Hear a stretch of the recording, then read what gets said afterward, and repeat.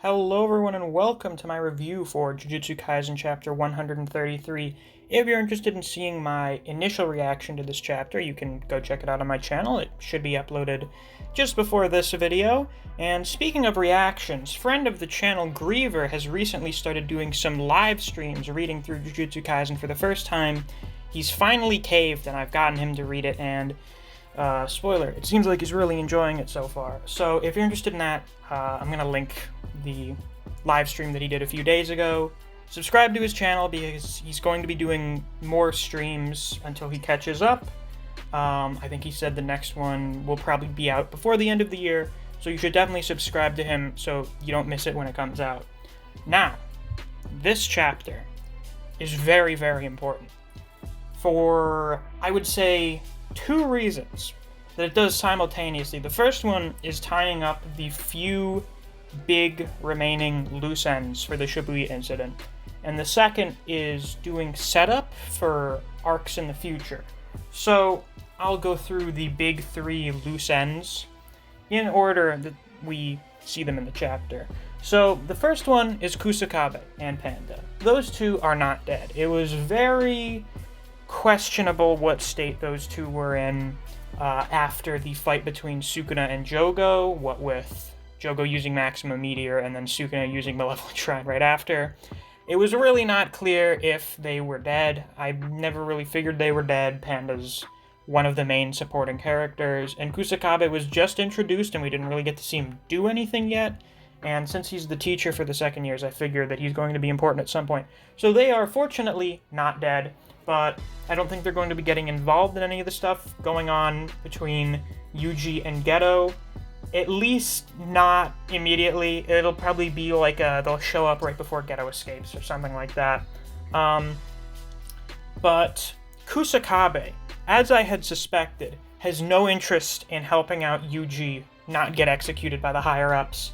After seeing firsthand what Sukuna is capable of, he's decided, nope, Yuji is way too big of a threat. If Gojo doesn't get out, I'm not helping that kid at all. I think they should kill him too. And while we do, of course, side with Yuji because he's our main character and he's a precious boy, it's been made very clear during the Shibuya incident why everyone wants to kill Yuji. Or not everyone, but why the higher-ups want to get rid of him. It's because Sukuna is super, super fucking dangerous. And if you think about it, if they kill Yuji now, they would erase 75% of Sukuna's power. And like a 5-fingered Sukuna at the most, only 5 remaining Sukuna's fingers, that is like pretty manageable. I mean, it wouldn't be easy. That's like 5 times the power of your average special grade. I'm just assuming that the curse womb things are like your average special grade spirit. They're still pretty fucking strong. But we've shown ourselves to be able to beat Cursed Spirits are way stronger than that without Gojo around, so I don't think that's too huge of a deal. This is, of course, assuming that there's not more than just Sukuna's fingers, like, I don't know, the rest of his body or something. But it seems like Sukuna only divided his power up into his fingers, because, I mean, that's much easier to move around and have eaten by curses than, like, an entire human corpse.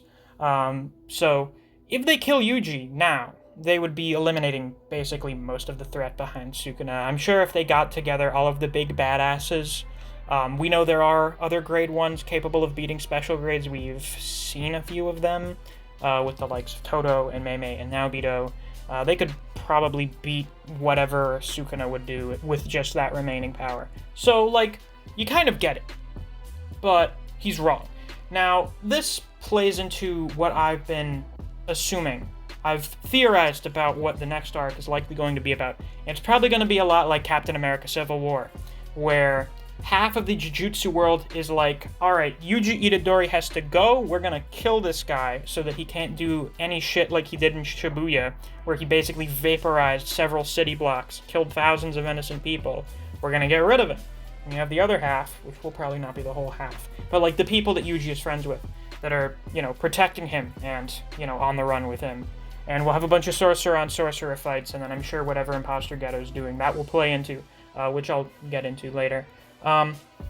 But Kusakabe is one of the characters that I figured would be against Yuji, because if it was basically just Jujutsu Tech versus Kyoto again, with some exceptions like Todo, I'd be like, aren't we just doing the Goodwill event again but bigger? Like, you'd basically have the same character dynamics. But with Kusakabe, it's very clear that the dynamics are going to be very different, because it's not just going to be a school versus school thing. You will have people from both schools that are on different sides. So you're, of course, going to have Todo, maybe Arata. I don't know. I don't know if anyone else from Kyoto would actually side with Yuji. But that at Jujutsu Tech, you're going to have people like Kusakabe, probably a Kotsu, probably Hikaru, who are going to be going after him. And then you would have powerful characters that Yuji would have to fight, or that our main cast would have to fight. I think it's definitely going to be something like that, and then we'll learn more about the big families and the other big political stuff going on in the Jujutsu world, which is where I get into the next loose end that's been tied up, and that's Maymay and Yuyu. So when Imposter Ghetto appeared at the end of the last chapter, appearing to be in pretty much okay condition, initially I was like, ah, shit. And I think a lot of other people were like, ah, shit. So it became a question of whether or not Ghetto straight up beat Maymay or if he paid her off. And right now, it seems more likely that Maymay just ran. They're in Malaysia, I think? I don't know. I don't have the chapter open right now. They're like in... I'm not even going to try and remember the name. It's like some Asian name. This is the amount of effort that goes into producing these videos. You're welcome. Maymay and Yuyu escaped, apparently using Yuyu's curse technique. It seems like it's some sort of teleportation ability.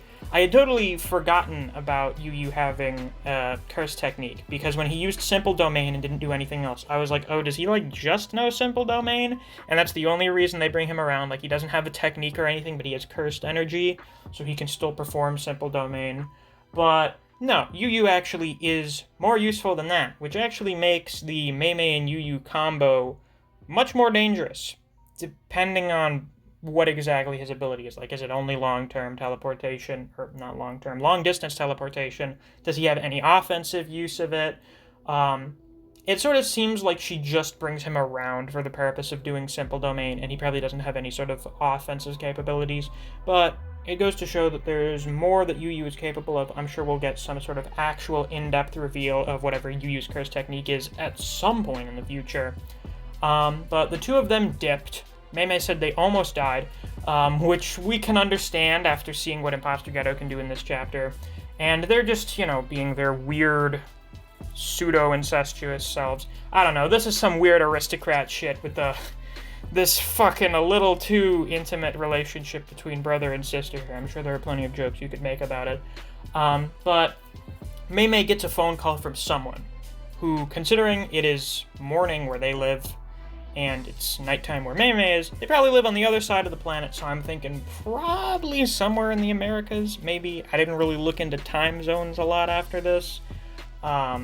But it seems like Maymay does have a lot of big international connections, and she's participating in, I shit you not, Jujutsu Sorcerer insider trading. She tells them, listen, Gojo's sealed, dump it, dump all the stocks, dump all the real estate stocks in Japan.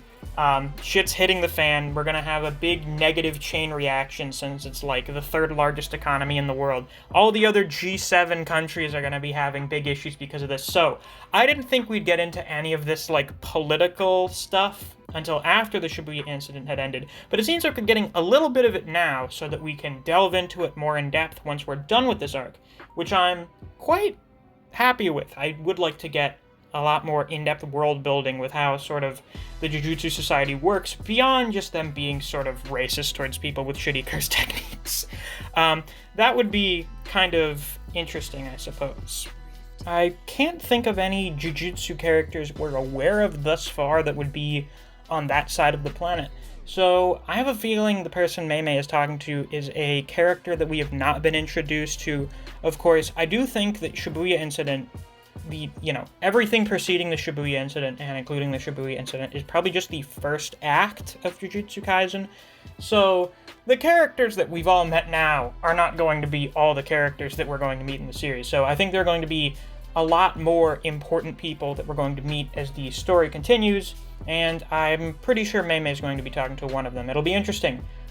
We already know about the big families, but it'll be interesting to see the other organizations in the Jujutsu world, like, I don't know, the economic side of the thing. I don't know, Jujutsu economists. That'll be fascinating. Now, the final big loose end that's tied up in this chapter is Chozo. Ever since the end of the fight between Yuji and Chozo, and the weird false memory thing happened, we've been wondering, where the hell is Chozo? What's he gonna do? Well, he was curled up in a corner crying, being haunted by these fake memories that are suddenly invading his brain. And he's decided that he needs to leave. And he wants to figure out, what is Yuji? What are you, Yuji Itadori, and what am I? Something I haven't thought about too much. If I recall correctly, Chozo and his brothers are the product of humans consuming cursed objects. So they're pretty much just like Yuji. Not just like Yuji, but they're very similar to Yuji, in that they're sort of like these half-human, half-cursed hybrids. So they certainly do have some features in common, and it seems like Chozo may try and learn about that stuff. I have a feeling Chozo is probably going to be the character that delves into Yuji's memory manipulation, which some people think is a curse that he got because of his grandpa's final words. I personally find that theory pretty plausible. That sounds pretty solid to me.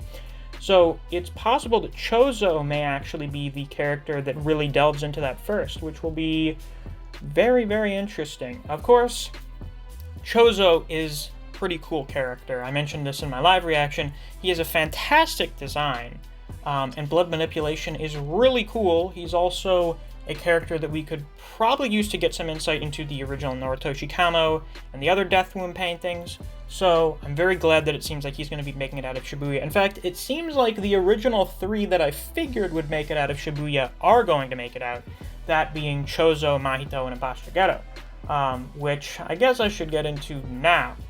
Boy, is Imposter Ghetto a fucking force of nature. So the 2 times that we saw Ghetto, in this case actual Ghetto, fighting against people, it was against Toji in the Hidden Inventory arc, and it was against Kotsu in Volume 0. And both times he lost. But that was mostly due to, one, Toji being a fucking force of nature, and probably Ghetto not really having a bunch of super good cursed spirits on him. And in Volume 0, it was just because he had divided up the cursed spirits that he had to attack 2 different places at once, and because Rika was super busted. One of the strongest cursed spirits ever. So he wasn't beating that with less than 100% of the cursed spirits that he had available to him. But with Imposter Ghetto here, for starters, I have a feeling the guy's just been racking up all of the special grade spirits he could find ever since probably taking over Ghetto's body, and since he started preparing for the Shibuya incident, which, I mean, may have occurred at the same time, actually. But the dude has got a bunch of cursed spirits at his disposal. It's only semi-grade 1 and up, which is nuts. And the state Yuji's in, and really in the state that all the other characters in Shibuya are at, they're not doing shit against that. Ghetto is just monstrous. He summons this catfish spirit, which he explains came from a myth during the Edo period, which is interesting. As soon as he's like, oh, in the Edo period, I was like, fuck, he's gonna bring out something super good. And also does more hinting to him being Noritoshi Kamo. I don't remember, was Noritoshi from the Edo period? I'll have to check that again, because I think they mentioned what time period he was from when they mentioned him. Yeah. Like, the dude's just got a bunch of super powerful cursed spirits. Then I'm going to assume most of them have some sort of ridiculous hacks abilities like this catfish thing does. So, just goes to show that curse manipulation is super, super fucking strong. And this is just Ghetto playing around with Yuji here. So, like, I mean, we've already seen that he can absorb spirits that have domain expansion with the smallpox deity, and he absorbed Mahito. So it looks like the people that thought of that like 2 months ago were on the money with that one. So congratulations to you guys. Ghetto does indeed have the power to absorb a spirit on the level of the disaster spirits, which is nuts.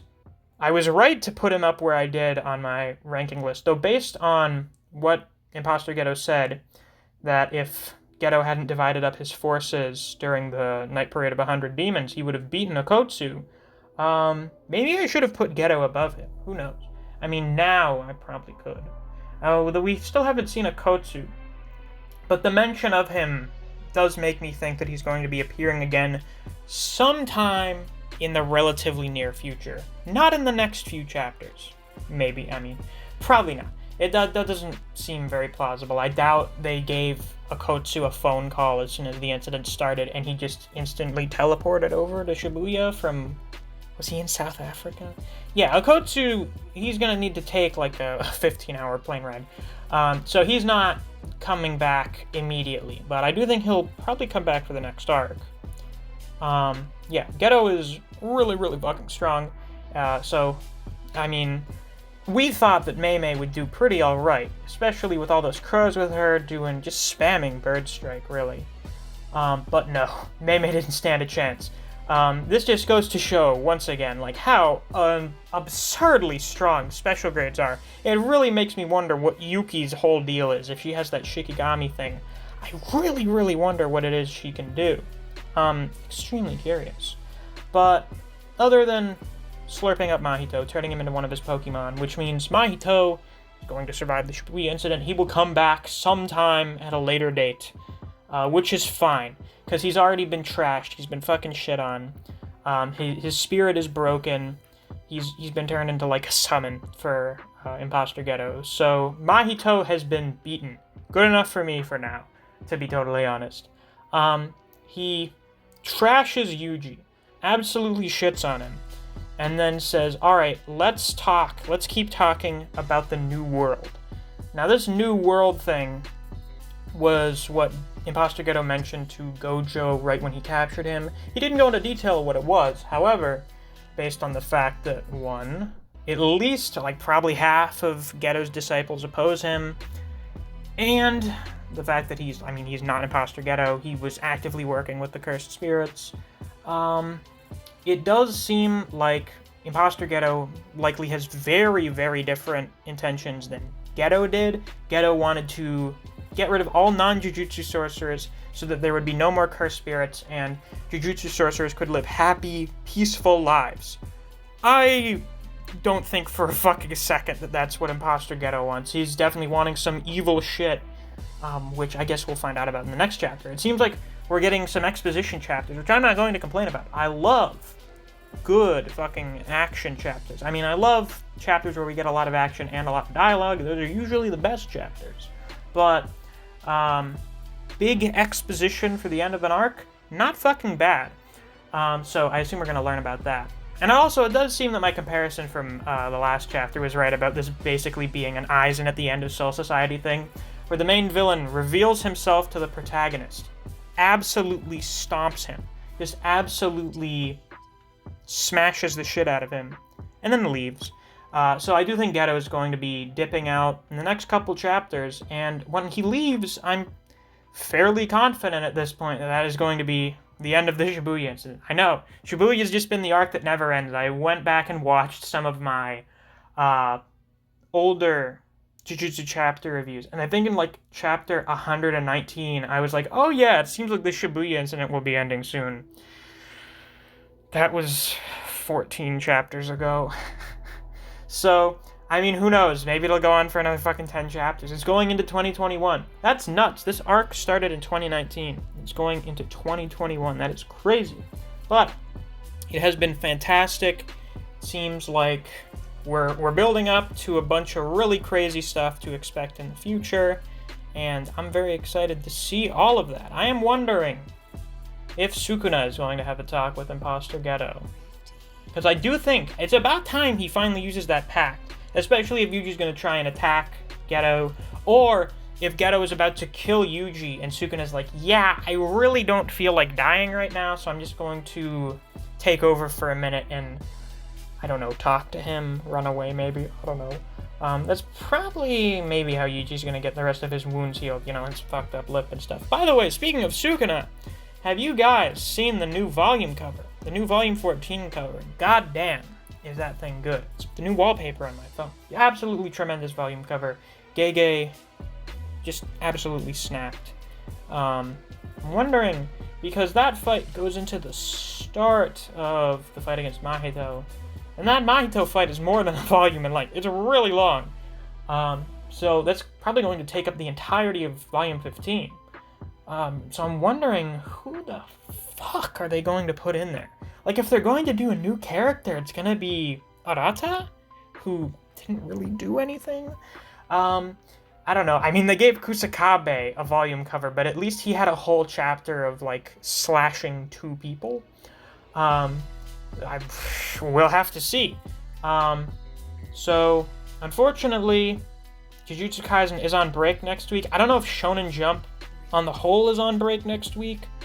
I don't read One Piece, but I know it's on chapter 999. It's not hitting 1,000 by the end of the year, so I'm led to believe Shonen Jump is just on break next week, probably because of Christmas, which is fine. I mean, if there's any time of the year we should give mangakas a little break, it should probably be Christmas time so that they can not kill themselves and enjoy time with their family.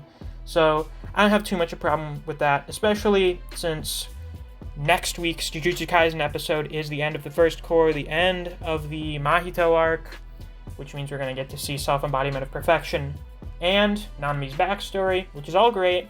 Crunchyroll already released the first 3 minutes of the episode, and it looks really good.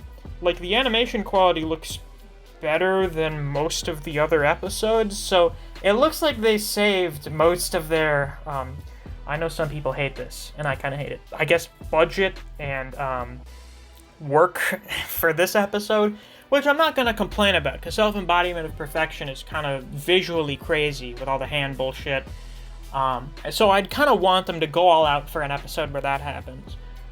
So I'm not going to complain too much about that, though I was going to start, or try to start, my next review series next weekend. But we're getting a double Record of Ragnarok chapter this month, and I have to do my video ranking the fights. So, don't worry, you guys who are subscribed to me for Record of Ragnarok. Next week is going to be full of content for that, so don't worry. That will make up for the lack of Jujutsu Kaisen and other weekly Shonen Jump stuff on this channel.